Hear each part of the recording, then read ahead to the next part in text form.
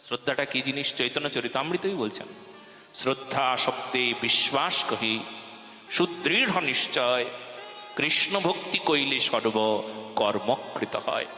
শ্রদ্ধার অপর নামটি হলো বিশ্বাস। বলে কেমন বিশ্বাস গো? কেমন বিশ্বাস?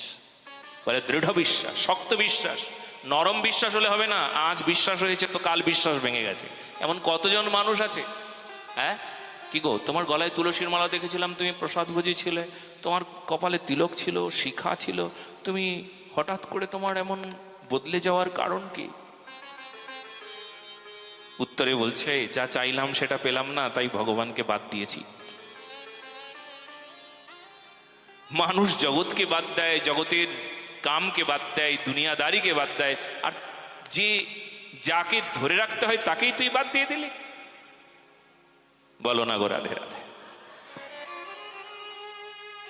এ হলো বিশ্বাস দৃঢ় ছিল না, শক্তপোক্ত ছিল না। বলে কেমন বিশ্বাস হতে হবে গো? রক্ষিষ্পতি বিশ্বাস।